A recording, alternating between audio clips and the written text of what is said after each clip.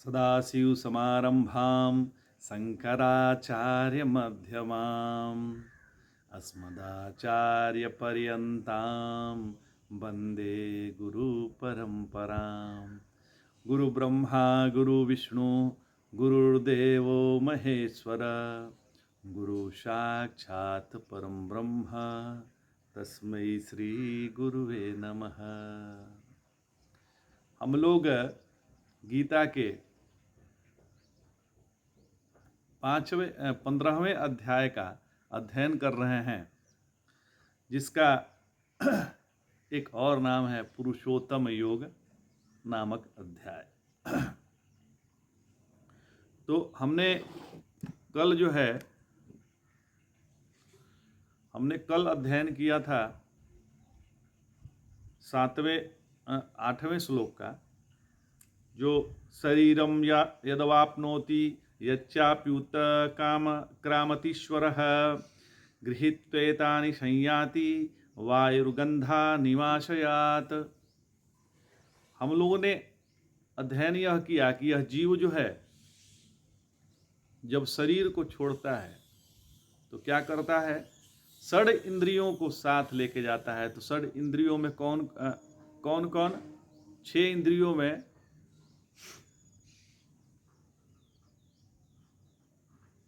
इंद्रियों में 5 ज्ञान इंद्रिय और 1 मन। तो 5 ज्ञान इंद्रिय कौन कौन? तो श्रोत्र, सुनने वाला कान, और दूसरा नाक, और तीसरा जो है आँख, चौथा जिह्वा, 5वां त्वचा जो स्पर्श का अनुभव देती है। तो यह लेकर शरीर को छोड़ देता है, फिर वो दूसरे शरीर में प्रवेश करता है। तो इसी को आगे भगवान सूक्ष्मता से समझा रहे हैं। तो हम लोग आज 9वें श्लोक पर विचार करेंगे, बढ़िया से समझेंगे कि भगवान आखिर 9वां श्लोक में क्या कहना चाह रहे हैं।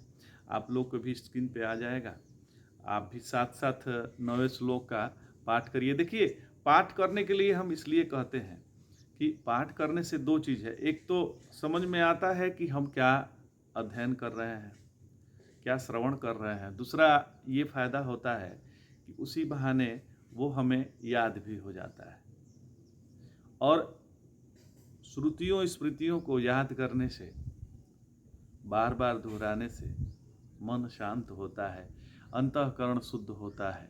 इसलिए ये अच्छा भी है। सबसे ज़्यादा तो गड़बड़ हमारा अंतःकरण ही हो गया है महाराज। तो चलिए हम लोग देर नहीं करते हैं, 9वें श्लोक का पाठ शुरू करते हैं। आप भी दोहराइए।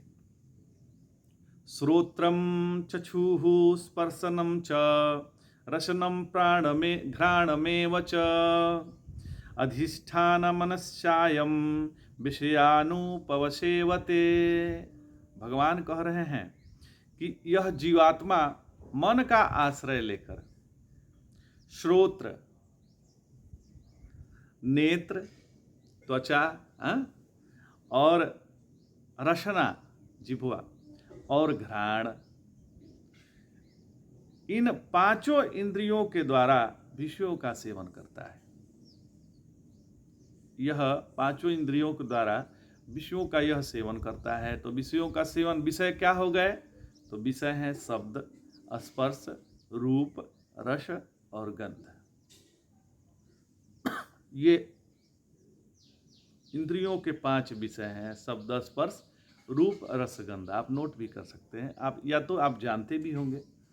जो हमारी भारतीय संस्कृति की परंपरा है, थोड़ा भी अध्ययन किए होंगे तो आप विषयों के बारे में अवश्य जानते होंगे।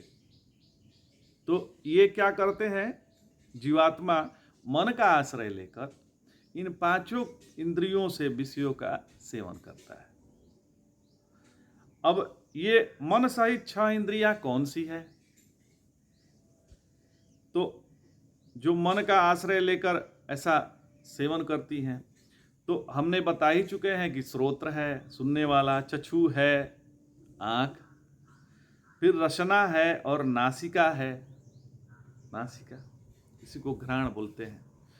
इनमें से प्रत्येक इंद्रिय और उसके छठे मन को आश्रय बनाकर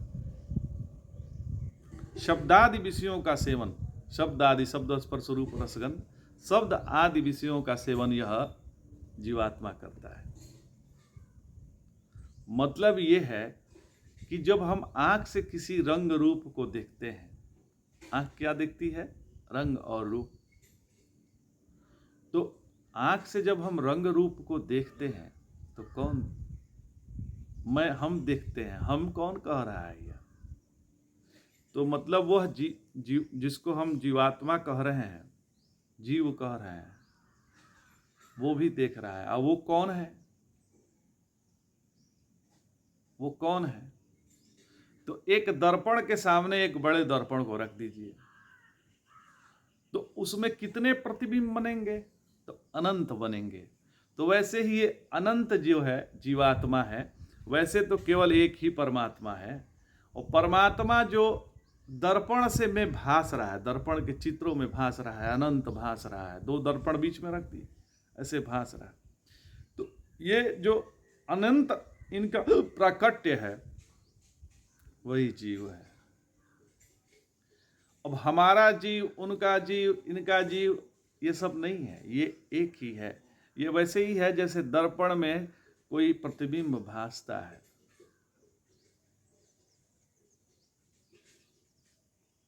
तो अच्छा, आप ये बताइए कि जब हम स्वप्न देखते हैं, थोड़ा सा सूक्ष्मता से ध्यान दीजिएगा, जब हम स्वप्न देखते हैं उसमें भी बहुत पेड़ पौधे, जानवर और पता नहीं कितने व्यक्तियों से मिलते हैं जिससे हम आज तक मिले ही नहीं हैं।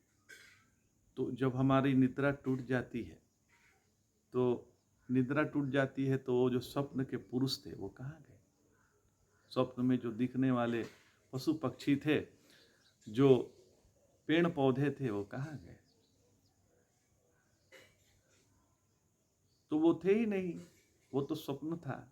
ये आप भी जानते हैं कि वो सत्य नहीं है। वैसे ही हमारा जो ये जागृत जगत है, यह ब्रह्मा का स्वप्न है। ब्रह्मा जिस दिन जग जाएंगे, ये जागृत खत्म, प्रलय आ जाएगा। वैसे हमारा स्वप्न जैसे है, हम उसको सत्य नहीं मानते हैं, वैसे ये भी ब्रह्मा का ही स्वप्न है। इसलिए जागृत अवस्था भी सत्य नहीं है। और इसी के लिए हम परेशान रहते हैं कि हमारा ये, हमारा वो, हमारे पति, हमारे पत्नी, हमारा बच्चा, हमारा जमीन, हमारा जायदाद, इसी चक्कर में हम फंसे रहते हैं, जबकि ये सत्य नहीं है। तो करना क्या है? तो एक ही स्वयं बहुत सुंदर वो है कर्नाटक। जिस क्षेत्र में आपको भगवान ने रखा है,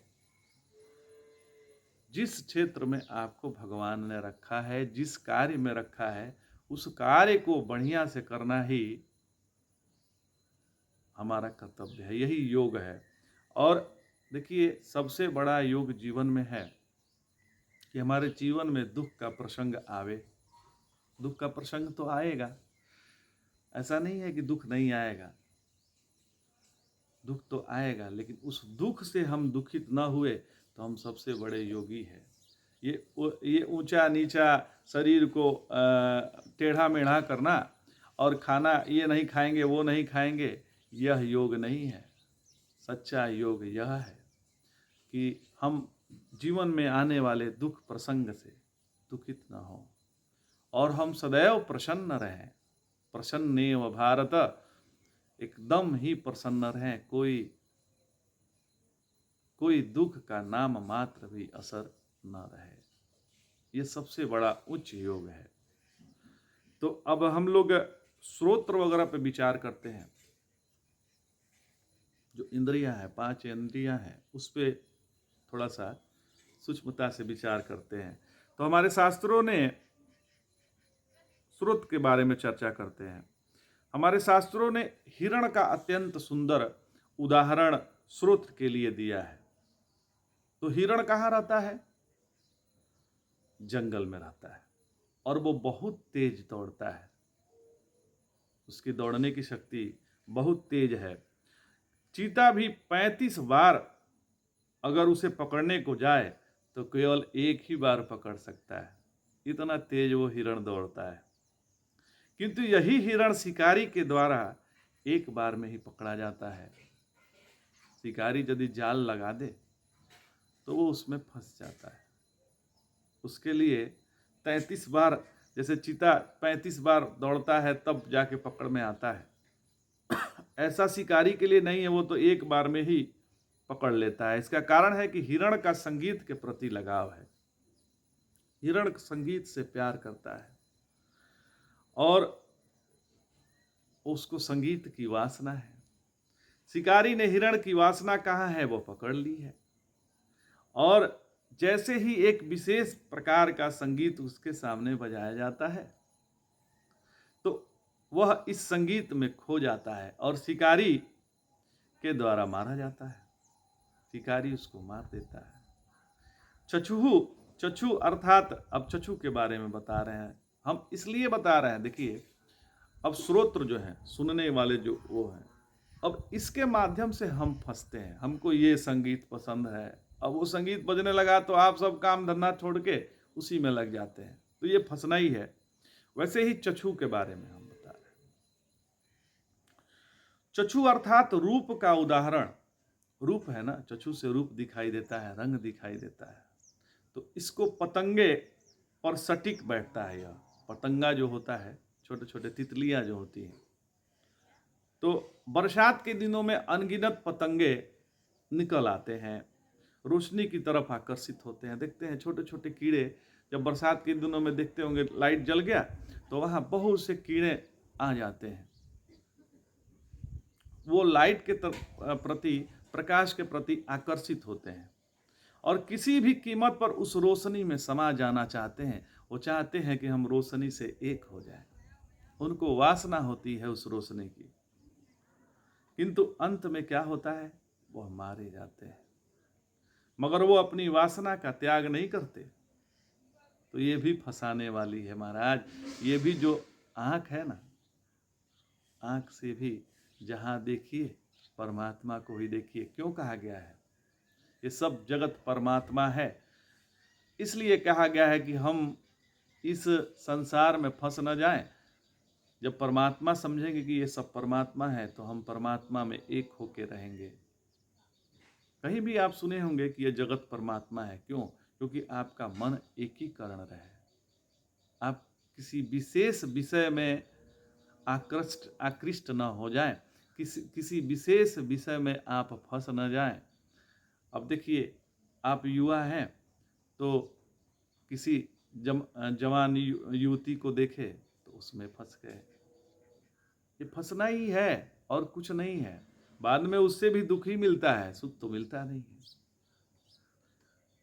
जैसे हम शादी तो इसलिए किए थे कि सुख मिलेगा,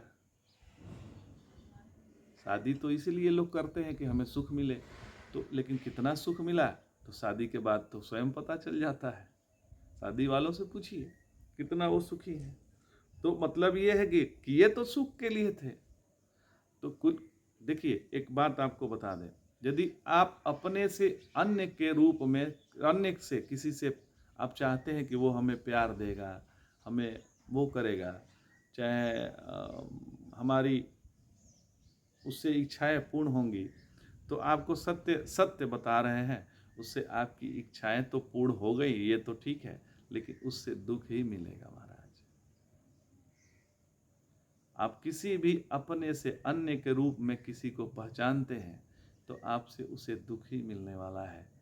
और अपने में जो मैं है, जिससे हम एक सेकेंड भी दूर नहीं होते हैं, चाहे वो जागृत अवस्था हो, चाहे स्वप्नावस्था हो, और चाहे गहरी निद्रा की अवस्था हो, आप अपने से एक मिनट भी, एक सेकेंड भी दूर नहीं है महाराज।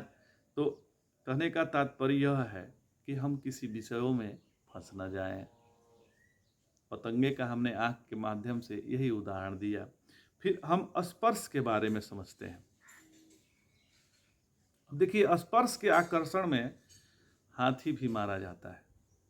स्पर्श देखिए ऐसा खतरनाक है। हाथी जंगल का सबसे विशालकाय जानवर है, ये तो आप जानते हैं। शेर भी उसका शिकार नहीं करता है, किंतु उस हाथी को शिकारी बड़े आराम से उसके स्पर्श की वासना के कारण पकड़ लेता है, क्योंकि उसको स्पर्श की वासना है। शिकारी एक बड़ा सा गड्ढा खोदता है और उसको पत्ते से ढक देता है, पत्ते से ढक देता है। अब जब और उसके ऊपर एक लकड़ी का हथनी बना देता है, एक लकड़ी का हथनी बना देता है और उस पर हथनी को ताजा गोबर मल देता है, जिसकी गंध से हाथी हथनी स्पर्श करने वहां पहुंच जाता है। तो लगता है कि हथनी है और गड्ढे में गिर जाता है और पकड़ा जाता है। यही स्पर्श का अनुभव है। स्पर्श भी फंसाने वाला है। और फिर घ्राण का आते हैं। घ्राण मतलब नाक। घ्राण अर्थात गंध, और इसका उदाहरण है भौरा। भौरा इसका सुंदर उदाहरण है। ये इतना शक्तिशाली होता है कि वो अपने दांतों से पेड़ में भी छेद कर ले। भौरा में इतनी शक्ति होती है कि वह चाहे तो अपने दांतों से पेड़ में भी छेद कर सकता है, किंतु गंध की वासना के कारण मारा जाता है। जब कमल का पुष्प खिलता है तो ये भौरा पराग की गंध के आकर्षण के कारण कमल के फूल पर बैठ जाता है। जब शाम को कमल का फूल अपने पंखुड़ियों को बंद कर लेता है तो भौरा कमल के फूल से बाहर नहीं आता, क्योंकि उसकी वासना इतनी तेज होती है कि पेड़ पर छेद करने वाला भौरा उन कमल की पंखुड़ियों को भी भेद नहीं पाता और अंत में मारा जाता है। बहुत सूक्ष्म बात है। यह जो गंध है ना, गंध की जो प्रवृत्ति, कितने लोगों का सेंट, इतना ऐसा सेंट लगाएंगे, ऐसी खुशबू मुझे बहुत पसंद है, ये सब फंसाने वाली है। और शरीर से गंध नहीं आना चाहिए, इसके लिए स्नान इत्यादि जरूरी है। थोड़ा सा ठीक है, शरीर से खुशबू आए इसके लिए लगा भी लेते हैं, कोई गंधानुलेपन करते, चंदन वगैरह से बना हुआ जो वो लगा लेते हैं, लेकिन उसमें फंस कर रहना भी यह अपने को फंसाने वाला ही है। तो कमल के पंखुड़ियों को भेदने की शक्ति उसमें है, क्योंकि वो पेड़ को भी अपने दांत से छेद सकता है, लेकिन वो कमल के पंखुड़ियों को भी नहीं भेद पाता और अंत में मर जाता है। तो जब ये जीव सिर्फ एक इंद्रिय हुए वो मारे जाते हैं, तो हम तो इंसान हैं, हमारे पास तो ये 5 इंद्रियां हैं, और अंतिम स्थिति में मनुष्य जिस इंद्रिय पर सबसे ज़्यादा आकर्षित होता है, अगले जन्म में वैसे ही योनि के शरीर में पैदा होता है। अब अंत के समय हम जिसका भी ध्यान करेंगे, हम उसी योनि में प्रवेश कर जाएंगे। यदि अंत के समय हमें मांस मच्छी का ध्यान आएगा तो अगले जन्म हमारे गिद्ध और चमगादड़ की हो जाएगी। यदि इस जन्म में हम भगवान का ध्यान करेंगे तो अगले जन्म भगवान से एक हो जाएंगे। तो आज इतना ही। जय जय शंकर, हर हर शंकर, नमामि शंकर, भजामि शंकर, हर हर महादेव।